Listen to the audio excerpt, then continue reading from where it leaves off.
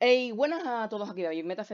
Y bueno, después de un año y medio que dije esto, por fin os traigo una presentación sobre, bueno, sobre cosas de historia, que para quien no lo sepa es, bueno, una de mis principales aficiones, aparte de los videojuegos, lógicamente. Bueno, cuando os prometí esto, hice un vídeo, bueno, dos vídeos exactamente, con presentaciones que tenía por ahí del Instituto Antigua en el móvil, o sea, fue bastante cutre.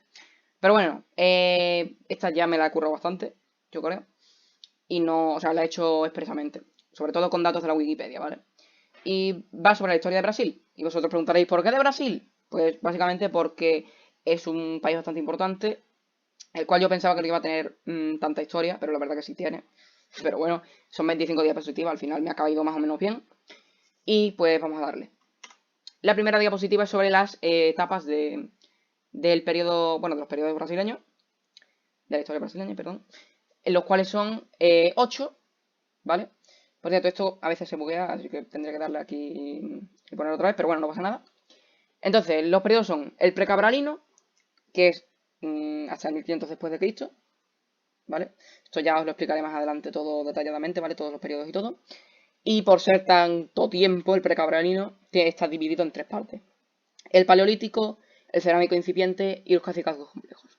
Luego tenemos el periodo colonial, que va desde el 1500 hasta el 1822. El periodo imperial, que va desde el 1822 hasta el 1889. La Primera República, que va desde el 1889 hasta el 1930. La dictadura de Getulio Vargas, que va desde los años 30, bueno, del año 30 específicamente, hasta el 46. El periodo populista, o bueno, la Segunda República, si no me equivoco, que creo que se puede llamar Segunda República también, que va desde el 46 hasta el 64. Después tenemos la dictadura militar, bueno, otra dictadura militar, que va desde el 64 hasta el 85.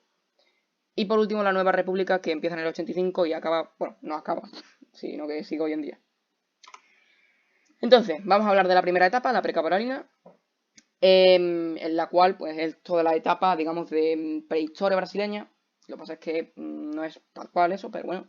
Básicamente empieza desde la llegada del primer humano a Brasil hasta la llegada de los portugueses. Y hablemos del nombre. Precabralina viene de pre, que es el prefijo antes de, y Cabral, porque Pedro Álvarez Cabral fue el explorador que descubrió Brasil. Técnicamente no fue así, pero bueno, eso ya lo hablaremos más adelante. Y bueno, se cree que los primeros asentamientos humanos en el actual Brasil ocurrieron alrededor del 40.000 a.C., ¿vale? Luego por aquí tenemos a Lucía, que es básicamente un fósil, el primer fósil descubierto de un humano en Brasil, el cual pues fue llamado así por los científicos que lo analizaron. Y según diversos estudios, se cree que era africana o sea, sí, que era perteneciente a una tribu africana o aborigen, bueno, descendiente más bien de ella. Lo cual explicaría la morfología de su cráneo y entonces, bueno, desde entonces se cree que al sur llegaron tribus africanas y aborígenes, ¿vale? También se cree, bueno, se tiene la teoría de que del norte, o sea, desde el estrecho de Bering, o sea, desde Asia, llegaron a América del Norte.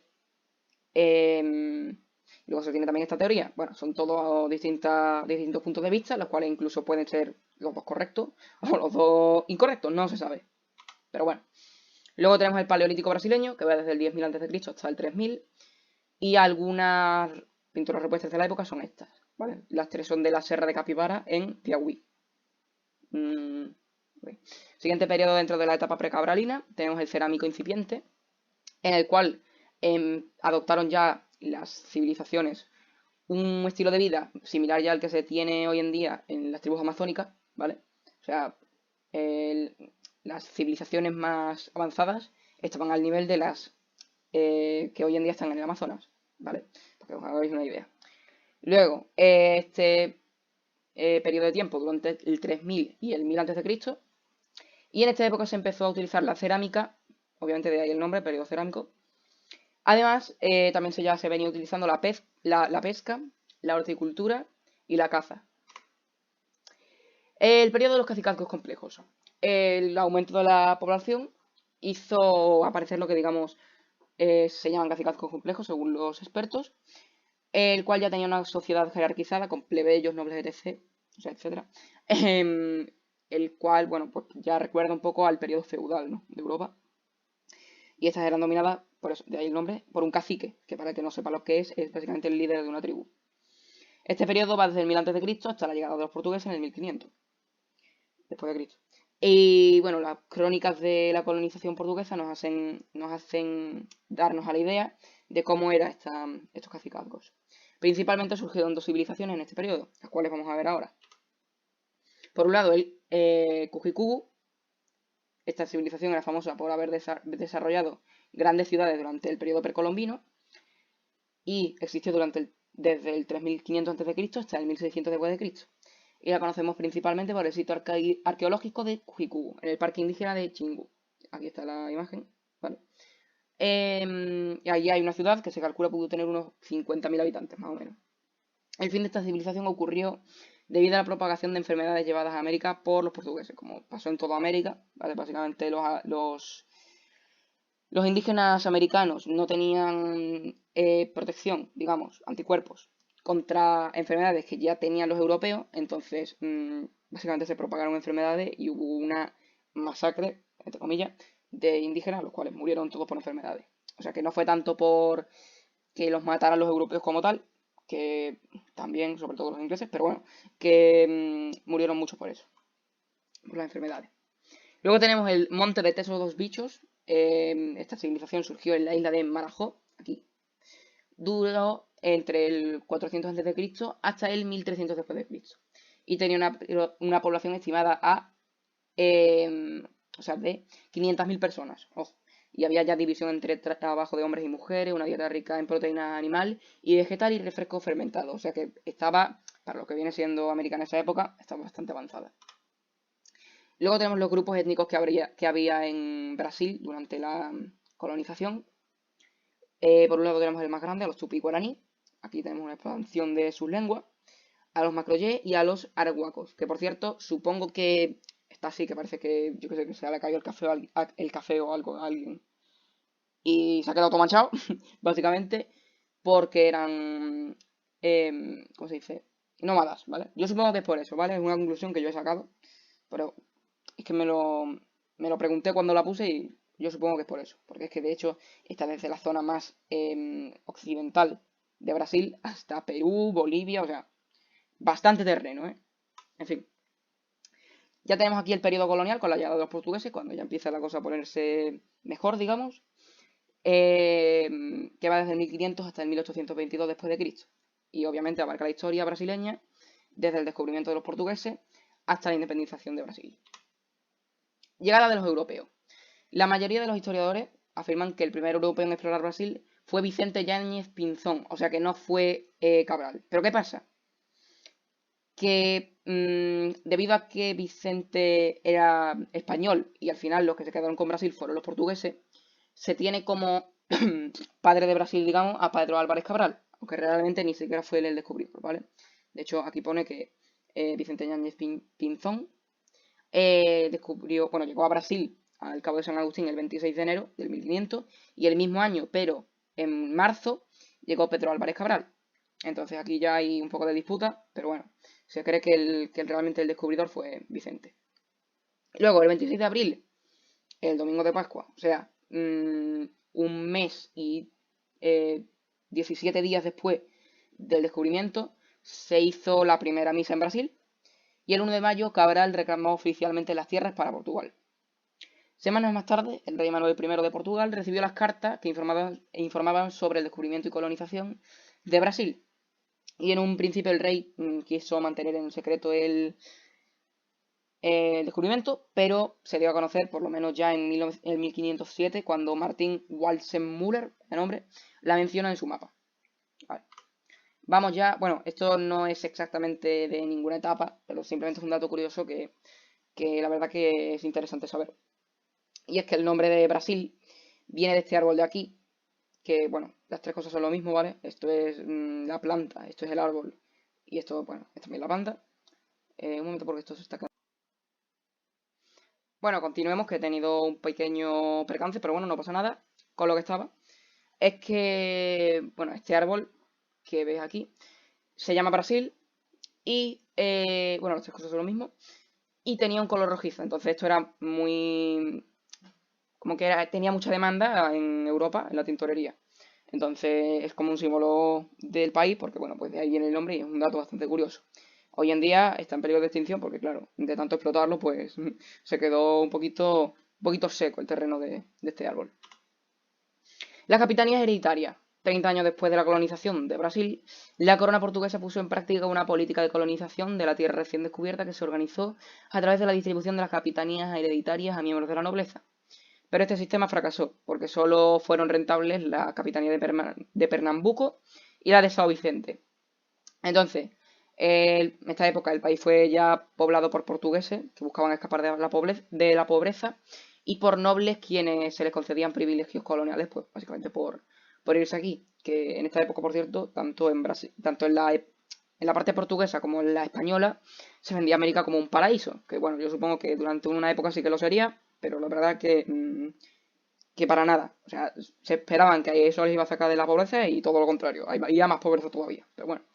Eh, las capitanías hereditarias fueron un sistema de administración territorial creado en 1534 por el rey de Portugal Juan III. Se llamaba capitanías hereditarias porque pasaba de padre a hijo, por eso se heredaba. Entonces, este sistema consistía en dividir el territorio brasileño en partes, dándolas a personas específicas que la administraban. Personas nobles y bien conectadas a la corona portuguesa. O sea, una cosa parecida a lo de los virreyes en el territorio americano español. Entonces, después de algunas divisiones infructuosas, el mapa final consistió en 13 capitanías a lo largo del territorio brasileño de la época, las cuales si queréis podéis buscarlas, ¿vale? En fin. Estados de Brasil y llegada de no portugueses, o sea, de... uy, vaya gallo. De europeos de otros sitios a Brasil. Entonces, en 1548 se creó el Estado de Brasil, con la consiguiente instalación de un gobierno general, y el año siguiente se fundó la primera sede colonial, la cual es Salvador. Durante los primeros 2 siglos de periodo colonial, otras potencias europeas, en concreto franceses y holandeses, bueno, neerlandeses, ¿vale? Llegaron, ¿vale? Entonces, bueno, llegaron atraídas por los vastos recursos naturales y las tierras inhabitadas. Entonces, intentaron establecer colonias en varias partes del hoy territorio brasileño, desafiando el Tratado de Tordesillas, el cual era un tratado estipulado por el Papa Alejandro VI, el cual básicamente consistía en el reparto del mundo entre Portugal y España, el cual, la verdad que se lo pasaron todas las naciones un poquito por donde ya sabéis, ¿vale? Pero bueno, la verdad que yo supongo que es porque desde la misma Santa Sede se vería mal ese tratado, más que nada porque Alejandro VI era español y encima era un papa muy corrupto, ¿vale? Entonces, por eso. Los colonos franceses trataron de establecerse en el actual Río de Janeiro y duraron desde el 55 hasta el 67 del siglo XVI. Y además el actual São Luís, desde el 1612 al 1614. Al final poca influencia étnica o cultural tuvieron los franceses y los neerlandeses, pero bueno, se quedaron ahí esos intentos de colonización para la historia. Pero bueno, los neerlandeses lo que sí dieron fueron bastantes problemas a los portugueses, ya que capturaron San Salvador, que era la capital, desde el 1630 hasta el 1654, o sea, 24 años, ¿eh? Bastante interesante esto. Y tras varios años de guerra ya los neerlandeses decidieron retirarse de Brasil en el 1661. Y bueno, finalmente los neerlandeses la verdad que se comieron un poco los mocos en América, perdón, ya que nada más se quedaron con Surinam, el cual es un territorio pues bastante pequeño y bastante inhabitado. Pero bueno. Siglo XVII y XVIII. A finales del siglo XVII se descubrieron importantes yacimientos de oro en el interior de Brasil, que fueron determinantes para su poblamiento, lógicamente donde hay oro y riqueza. En 1763 la sede del Estado brasileño fue transferida a Río de Janeiro, de Salvador que estaba. Durante el siglo XVIII ocurrieron algunas rebeliones contra el poder colonial que fueron duramente reprimidas, siendo la primera de ellas la revuelta de Felipe II Santos en 1720 y le siguieron, a final de siglo, la Inconfidencia Mineira en 1789 y la Conjura Baiana en 1798. Estos dos grandes movimientos ya tenían la intención de proclamar la independencia. Incluso el segundo reivindicaba la abolición de la esclavitud, pero claramente las tres fallaron. Bueno, vamos con el final del dominio portugués. En 1808, con el traslado de la corte portuguesa a Brasil, huyendo del posible sometimiento a Francia, consecuencia de la guerra peninsular.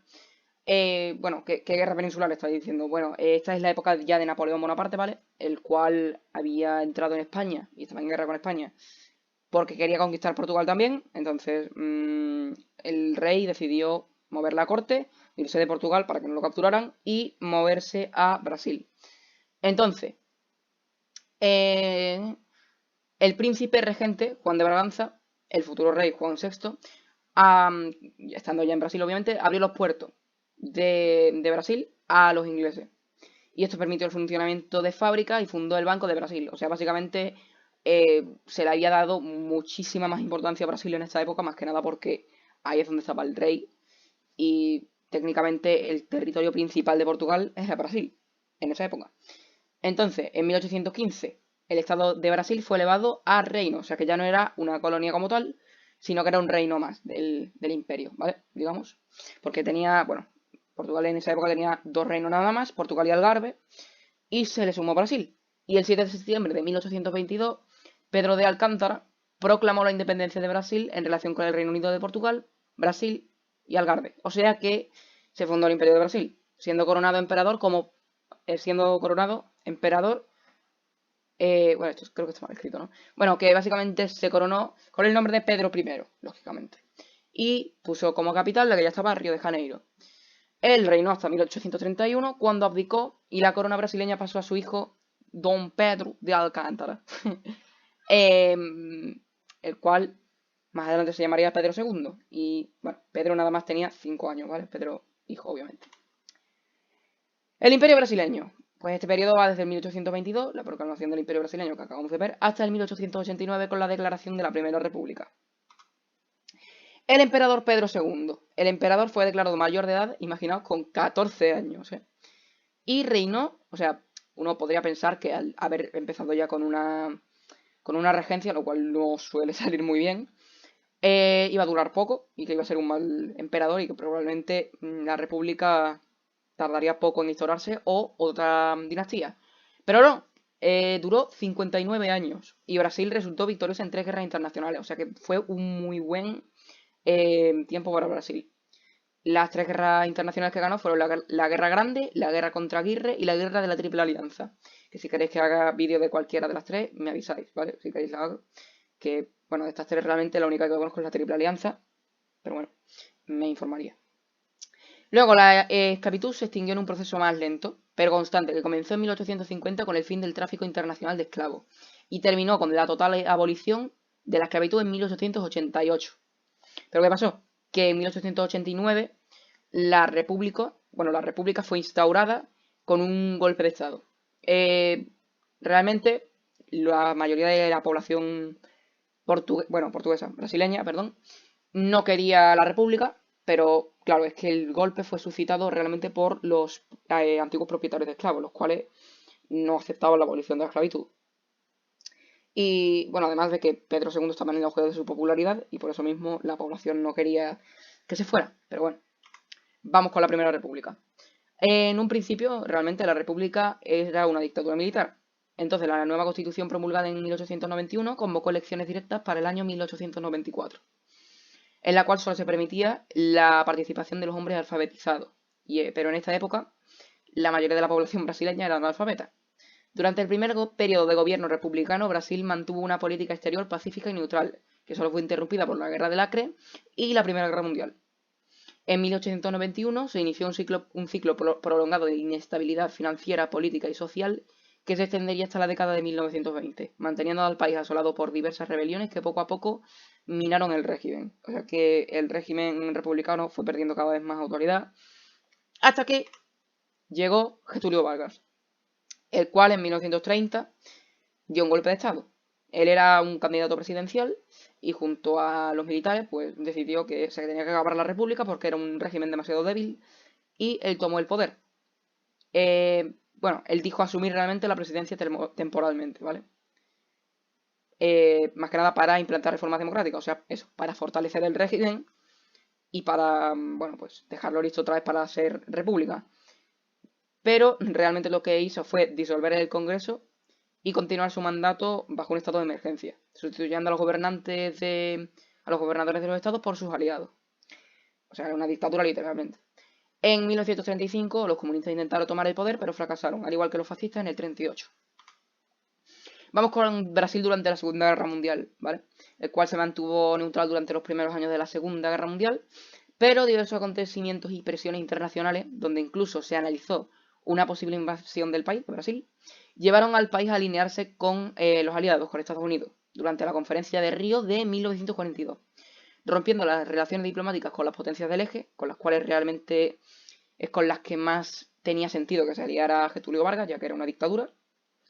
Y en represalia, pues las armadas de Alemania y de Italia extendieron su campaña de guerra submarina a Brasil. Y después de meses de hundimiento de navíos mercantes brasileños y la intensa presión pública, el gobierno las declaró oficialmente la guerra en agosto de aquel año. Aunque recién, o sea, tardaron 2 años, ¿vale? En 1944 se envió una fuerza expedicionaria para combatir en Europa.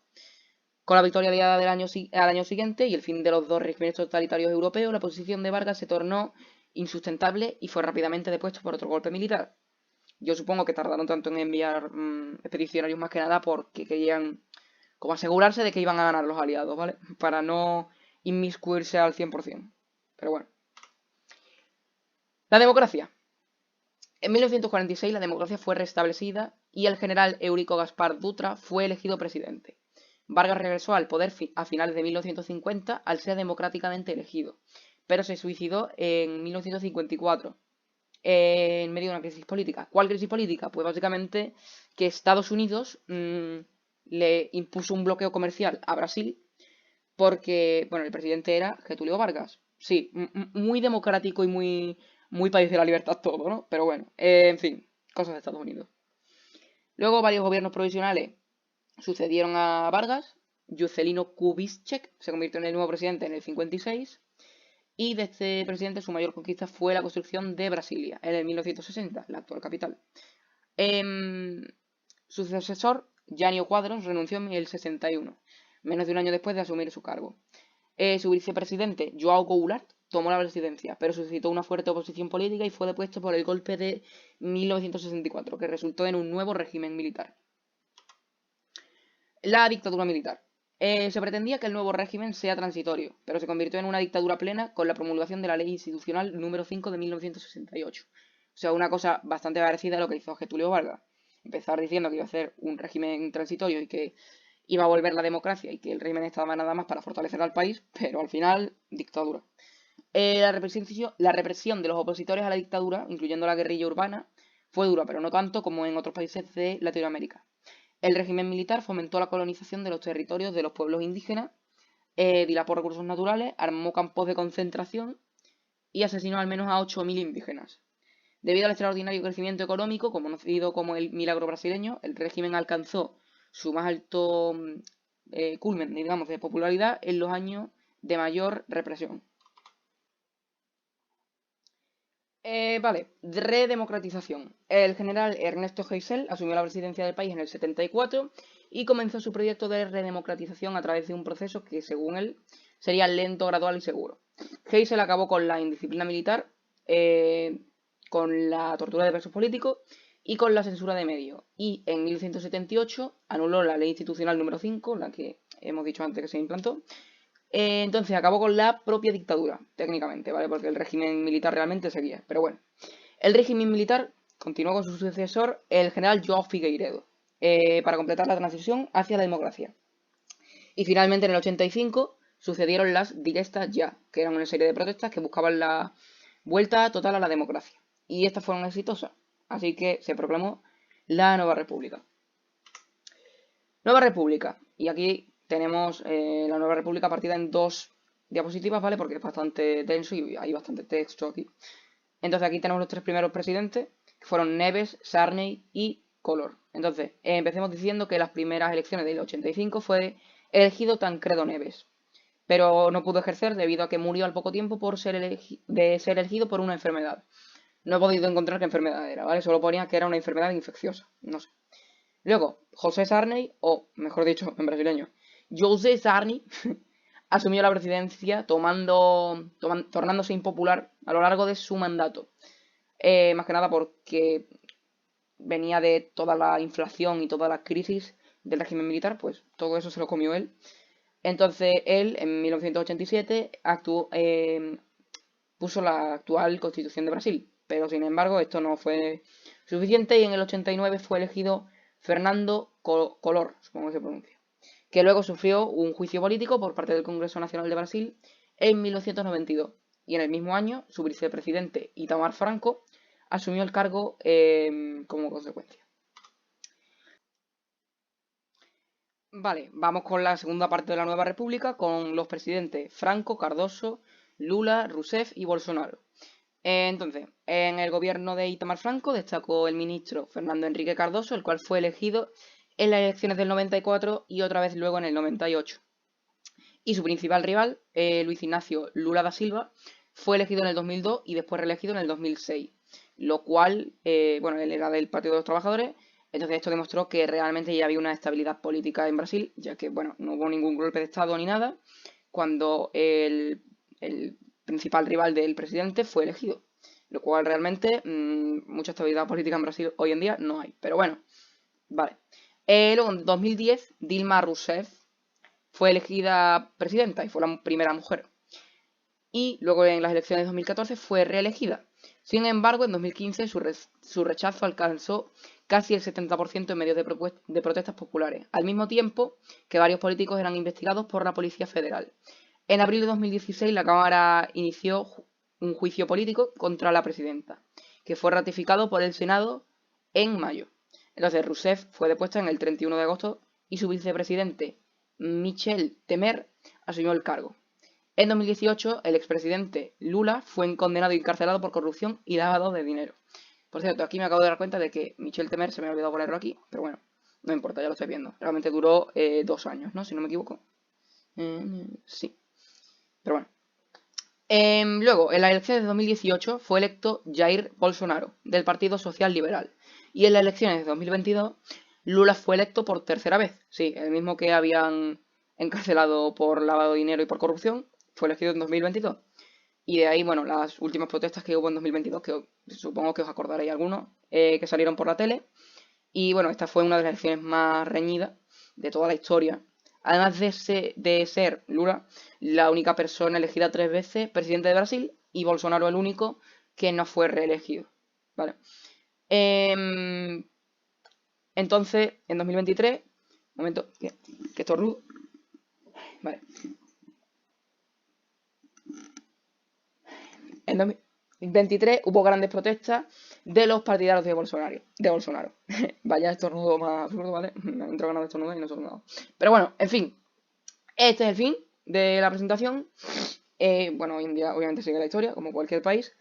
Y ya veis que, bueno, en 2023 hubo muchas protestas. De hecho, creo que en Wikipedia pone que hubo un intento de golpe de Estado. No sé. La verdad que no me, no me hagáis mucho caso, pero quizás es real, no lo sé. Entonces, bueno, hasta aquí la presentación. Y si queréis que haga otra presentación de cualquier otra cosa, de cualquier otro país, del vuestro si queréis, yo la haré, ¿vale? Simplemente dejádmelo por los comentarios, obviamente. Y bueno, adiós.